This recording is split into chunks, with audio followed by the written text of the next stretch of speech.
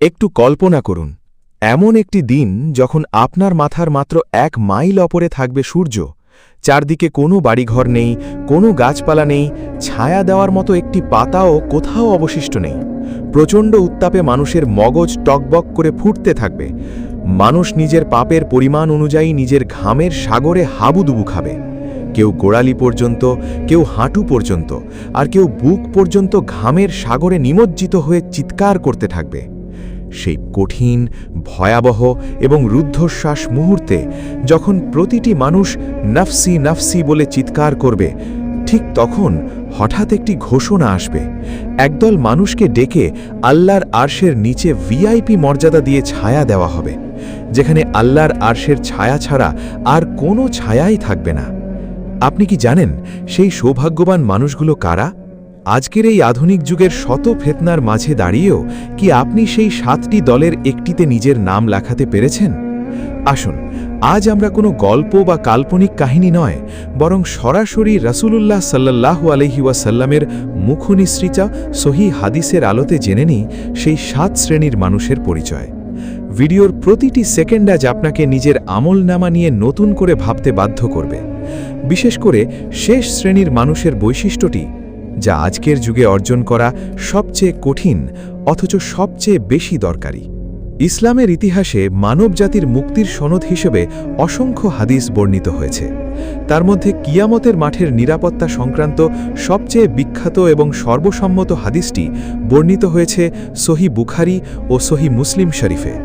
হজরত আবু হুরায়রা রাদিয়াল্লাহু আনহু থেকে বর্ণিত, রাসূলুল্লাহ সাল্লাল্লাহু আলাইহি ওয়াসাল্লাম বলেছেন, 7 শ্রেণীর মানুষকে আল্লাহ তাআলা কিয়ামতের দিন তার আরশের ছায়া দান করবেন, যেদিন তার ছায়া ব্যতিরেকে আর কোনো ছায়া থাকবে না। এই হাদিসটি কোনো সাধারণ বর্ণনা নয়, এটি কিয়ামতের সেই ভয়াবহ দিনে আল্লাহর পক্ষ থেকে ঘোষিত একটি বিশেষ নিরাপত্তা বেষ্টনী। কিন্তু কারা এই 7 শ্রেণীর মানুষ? তারা কি অলৌকিক কোনো জগতের বাসিন্দা? না, তারা আমাদের মতোই সাধারণ মানুষ ছিলেন, যারা দুনিয়ার জীবনে কিছু অসাধারণ গুণ অর্জন করেছিলেন। চলুন একে একে সেই 7টি সোনালী শ্রেণীর ভেতরের রহস্য উন্মোচন করি। কিন্তু মনে রাখবেন, প্রথম শ্রেণীটিই হচ্ছে একটি সমাজ বা রাষ্ট্রের মেরুদণ্ড। হাদিসে প্রথম যে শ্রেণীর কথা বলা হয়েছে তা হল ন্যায়পরায়ণ শাসক বা নেতা। রাসূলুল্লাহ সাল্লাল্লাহু আলাইহি ওয়াসাল্লাম প্রথমেই কোনো সাধারণ ইবাদতকারীর কথা না বলে একজন শাসকের কথা কেন বললেন? কারণ একজন সাধারণ মানুষের সিদ্ধান্তের ওপর কেবল তার নিজের ভালোমন্দ নির্ভর করে, কিন্তু একজন শাসকের একটি মাত্র সঠিক সিদ্ধান্তের ওপর লাখো কোটি মানুষের ভাগ্য ও নিরাপত্তা নির্ভর করে। পবিত্র কুরআনে আল্লাহ তাআলা হযরত দাউদ আলাইহিস সালামকে উদ্দেশ্য করে বলেছেন, হে দাউদ, আমি তোমাকে পৃথিবীতে প্রতিনিধি করেছি, অতএব তুমি মানুষের মধ্যে ন্যায় বিচার করো এবং খেয়াল খুশির অনুসরণ করো না। আজকের যুগে শাসক বলতে আমরা শুধু দেশের প্রধানমন্ত্রী বা রাষ্ট্রপতিকে বুঝি। এটি একটি মস্ত বড় ভুল ধারণা। রাসূলুল্লাহ সাল্লাল্লাহু আলাইহি ওয়াসাল্লাম অন্য হাদিসে বলেছেন, তোমাদের প্রত্যেকেই এক একজন রাখাল বা দায়িত্বশীল, আর প্রত্যেকেই তার অধীনস্থদের সম্পর্কে জিজ্ঞাসিত হবে। আপনি যদি কোনো অফিসের ম্যানেজার হন, তবে আপনি একজন শাসক। আপনি যদি কোনো স্কুলের প্রধান শিক্ষক হন, তবে আপনি একজন শাসক। এমনকি আপনি যদি নিজের পরিবারের কর্তা হন, তবে আপনার স্ত্রী ও ছেলেমেয়েদের জন্য আপনিই হচ্ছেন শাসক। আজকের যুগে এই গুণটি অর্জন করতে হলে আপনাকে আপনার অধীনস্থদের মাঝে ইনসাফ কায়েম করতে হবে। নিজের ভাই বা কাছের মানুষকে অন্যায় সুবিধা দেওয়া যাবে না, কর্মচারীদের পাওনা টাকা সময় মতো পরিশোধ করতে হবে এবং নিজের ক্ষমতার অপব্যবহার করে কারও ওপর জুলুম করা যাবে না। একটু ভেবে দেখুন, নিজের পরিবারে বা কর্মক্ষেত্রে আপনি কি সবার সাথে ইনসাফ করছেন, নাকি ক্ষমতার দাপটে কারোর অধিকার কেড়ে নিচ্ছেন? যদি নিজের পরিবার ও কর্মক্ষেত্রে ইনসাফ করতে পারেন, তবেই আপনি এই প্রথম শ্রেণীর অন্তর্ভুক্ত হতে পারবেন। কিন্তু পরের শ্রেণীটি কাদের জন্য জানেন? যারা সমাজের তরুণ বা তরুণী সমাজ, যাদের ইবাদত আল্লাহর কাছে সবচেয়ে প্রিয়। হাদিসের দ্বিতীয় শ্রেণীটি হল সেই যুবক যার জীবন গড়ে উঠেছে আল্লাহর ইবাদতের মধ্য দিয়ে। যৌবনকাল হচ্ছে মানুষের জীবনের বসন্তকাল। এই সময় রক্ত গরম থাকে, চোখের সামনে গুনাহের হাজারো সুযোগ থাকে, মনে থাকে তীব্র আকাঙ্ক্ষা। একজন বৃদ্ধ মানুষ যখন গুনাহ ছেড়ে ইবাদত করেন তা অবশ্যই প্রশংসনীয়, কিন্তু একজন যুবক যখন তার যৌবনের উদ্দামতা, বন্ধুদের আড্ডা আর গুনাহের সমস্ত আয়োজনকে লাথি মেরে আল্লাহর সেজদায় লুটিয়ে পড়ে, তখন আরশের মালিক আল্লাহ তাআলা অত্যন্ত আনন্দিত হন। আজকের ডিজিটাল যুগে তরুণ সমাজের জন্য গুনাহ করা মাত্র এক ক্লিকের ব্যাপার। স্মার্টফোনের স্ক্রিনে অশ্লীলতা, পর্নোগ্রাফি, সোশ্যাল মিডিয়ার সস্তা জেনা আর মাদক সবকিছুই তরুণদের গ্রাস করে নিচ্ছে। এই মারাত্মক ফেতনার যুগে যে তরুণ বা তরুণী নিজের চোখকে হেফাজত করে, 5 ওয়াক্ত নামাজ জামাতের সাথে আদায় করে, গভীর রাতে যখন সবাই ঘুমিয়ে থাকে তখন একাকী আল্লাহর দরবারে চোখের পানি ফেলে, সেই হচ্ছে এই হাদিসের আসল হিরো। আমাদের সমাজে একটি বড় ভুল ধারণা প্রচলিত আছে। অনেকে ভাবেন এখনই ইবাদত করার কি দরকার, বয়স তো কম, আগে জীবনটা উপভোগ করে নিই, বুড়ো বয়সে তওবা করে হাজী সাহেব হয়ে যাব। ভাই আমার, আপনি কি আল্লাহর কাছ থেকে গ্যারান্টিপত্র পেয়েছেন যে আপনি বুড়ো বয়স পর্যন্ত বাঁচবেন? কবরস্থানগুলোতে গিয়ে দেখুন সেখানে কত শত তরুণের তাজা লাশ মাটির নিচে শুয়ে আছে। তাই যৌবনের এই মূল্যবান সময়কে হেলায় হারাবেন না। হে আমার তরুণ ভাইয়েরা, আজ আপনার যৌবনের শক্তি কোন পথে ব্যয় হচ্ছে? ফেসবুক, ইউটিউবের রিলস দেখে নাকি আল্লাহর দ্বীনের পথে? আজই সিদ্ধান্ত নিন। যৌবনের এই কঠিন লড়াইয়ে জয়ী হতে পারলে আরশের ছায়া আপনার জন্য অপেক্ষা করছে। আর যুবকদের এই ইবাদতের প্রধান কেন্দ্র কোনটি জানেন? সেটাই হচ্ছে আমাদের পরবর্তী আলোচনার বিষয়, তৃতীয় শ্রেণী। পঞ্চম শ্রেণী, মসজিদের সাথে হৃদয়ের বন্ধন। হাদিসের তৃতীয় শ্রেণীটি হল এমন ব্যক্তি যার হৃদয় মসজিদের সাথে ঝুলন্ত বা লেগে থাকে। এর সহজ অর্থ হল এই ব্যক্তিটি যখন মসজিদ থেকে বের হয়ে দুনিয়ার কাজে যায় তখনও তার মনটা মসজিদেই পড়ে থাকে। জোহরের নামাজ শেষ করে যখন সে দোকানে বা অফিসে যায় তখন তার হৃদয়ের ঘড়ি গুনতে থাকে কখন আসরের আজান হবে, কখন আবার সে তার রবের দরবারে সেজদায় হাজিরা দেবে। মসজিদের প্রতি তার এই ভালোবাসা কোনো কৃত্রিম বিষয় নয়, এটি তার আত্মার খোরাক। বাস্তব জীবনের উদাহরণ ও আজকের যুগে প্রয়োগ। আজকের ব্যস্ত জীবনে আমরা দুনিয়ার কাজের জন্য ঘন্টার পর ঘন্টা সময় দিতে পারি। আমরা শপিং মলে, বন্ধুদের আড্ডায় বা সিনেমার পর্দায় অনায়াসে সময় কাটিয়ে দিই, কিন্তু মসজিদে 10 মিনিট বসা আমাদের জন্য পাহাড় সম কঠিন মনে হয়। আজকের যুগে এই গুণটি অর্জন করার উপায় হল আজান হওয়ার সাথে সাথে দুনিয়ার সমস্ত কাজকে স্তব্ধ করে দেওয়া, নিজেকে মসজিদের নিয়মিত মুসল্লি হিসেবে গড়ে তোলা। সাধারণ ভুল ধারণা সংশোধন। এখানে একটি বিষয় স্পষ্ট করা দরকার, হৃদয়ের বন্ধন মসজিদে থাকার অর্থ এই নয় যে আপনাকে 24 ঘন্টা মসজিদের ভেতর বসে থাকতে হবে আর দুনিয়ার কাজকর্ম সব ছেড়ে দিতে হবে। ইসলাম আপনাকে সংসারত্যাগী বৈরাগী হতে বলেনি। আপনি ব্যবসা করবেন, চাকরি করবেন, পড়াশোনা করবেন, কিন্তু আপনার ভেতরের মূল আকর্ষণটা থাকবে মসজিদের নামাজের প্রতি।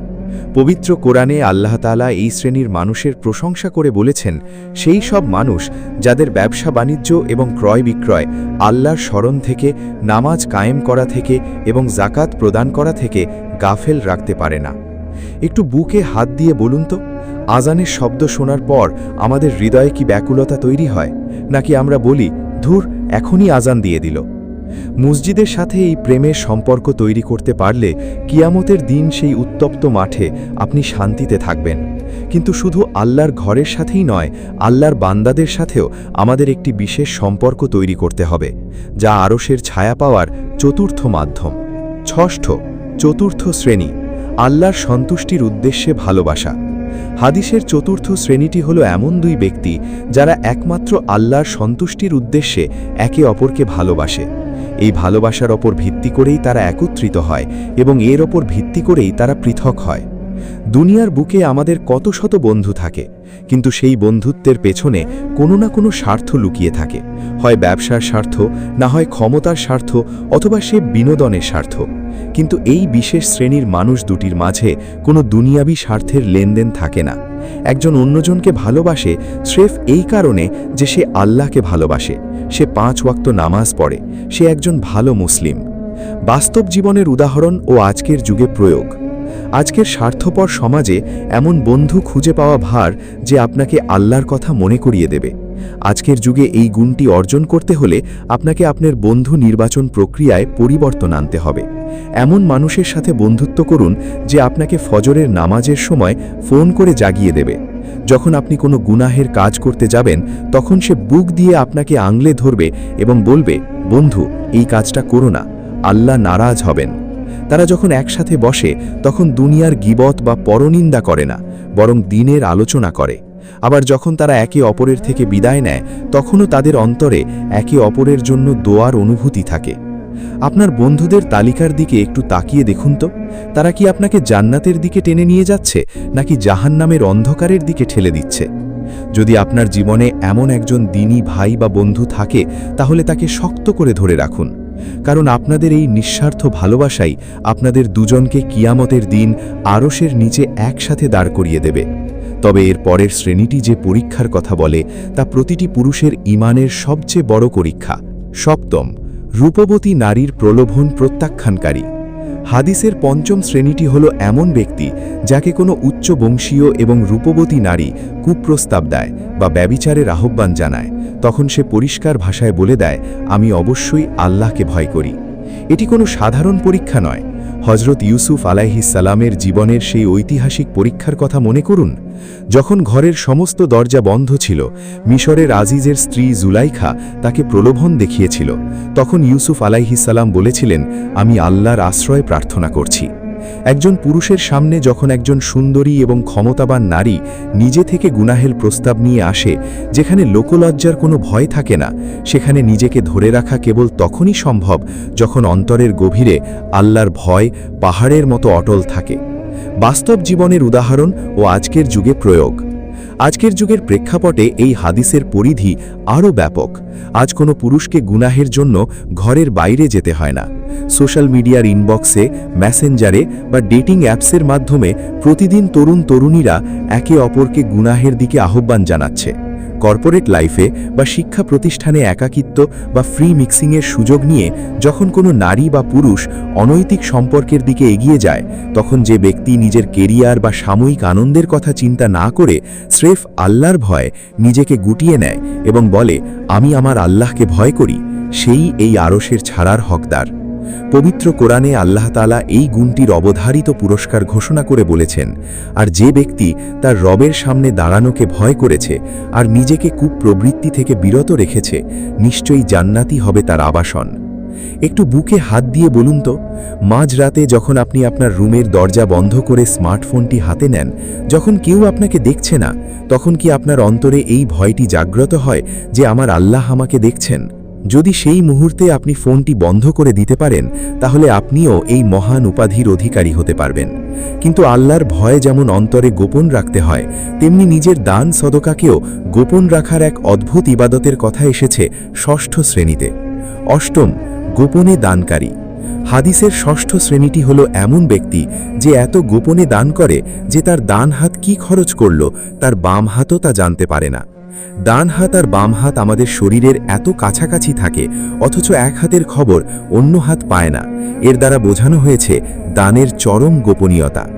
এই ব্যক্তিটি যখন কোনো গরিব মানুষকে সাহায্য করে, তখন সে কোনো ক্যামেরা নিয়ে যায় না, লোক দেখানোর জন্য বড় বড় ব্যানার তৈরি করে না। সে চায় তার এই ইবাদতের খবর জমিনের কেউ না জানুক, শুধু আরশের মালিক যেন তা কবুল করে নেন। পবিত্র কোরআনে আল্লাহ তাআলা এই গুণটি লোবধারিত পুরস্কার ঘোষণা করে বলেছেন, তোমরা যদি প্রকাশ্যে দান করো তবে তা ভালো, আর যদি তা গোপনে করো এবং অভাবগ্রস্তদের দাও তবে তা তোমাদের জন্য আরও বেশি উত্তম, এবং এর মাধ্যমে আল্লাহ তোমাদের কিছু কিছু গুনাহ মোচন করে দেবেন। আমরা যখনই কোনো ভালো কাজ বা দান করি, আমাদের মন কি ছটফট করে না তা মানুষকে জানানোর জন্য? ফেসবুকে একটা পোস্ট দিয়ে লাইক পাওয়ার জন্য আমাদের মন কি ব্যাকুল হয় না? রিয়া বা লোক দেখানো মানসিকতা থেকে যেদিন আমরা মুক্ত হতে পারব, সেদিনই আমাদের দান আল্লাহর দরবারে আরশের ছায়া পাওয়ার উসিলা হবে। আর এবার আমরা আলোচনা করব সেই সর্বশেষ এবং সপ্তম শ্রেণীর কথা, যা একজন মানুষের খাঁটি ঈমানের চূড়ান্ত প্রমাণ। হাদিসের সর্বশেষ এবং সপ্তম শ্রেণীটি হলো এমন ব্যক্তি যে নির্জনে একাকী আল্লাহর জিকির বা স্মরণ করে আর তার দুই চোখ বেয়ে অশ্রুধারা প্রবাহিত হয়। এখানে দুটি বিষয় খুব গুরুত্বপূর্ণ। প্রথমটি হলো সম্পূর্ণ একাকী নির্জনে, যেখানে কোনো মানুষের চোখ তাকে দেখছে না, আর দ্বিতীয়টি হলো তার চোখ গড়িয়ে পানি পড়া। যখন কোনো মাহফিলে বা বড় মজলিসে বক্তার কান্না দেখে সবাই কাঁদে, সেখানে লোক দেখানো বা পরিবেশের একটা প্রভাব থাকতে পারে। কিন্তু যখন গভীর রাতে নিজের বেডরুমে লাইট বন্ধ করে দিয়ে একজন মানুষ সেজদায় গিয়ে নিজের গুনাহের কথা স্মরণ করে ডুকরে কেঁদে ওঠে, সেই কান্নার মাঝে কোনো লোক দেখানো ভাব থাকে না। সেই কান্নাটি হয় শতভাগ খাঁটি এবং স্রেফ আল্লাহর জন্য।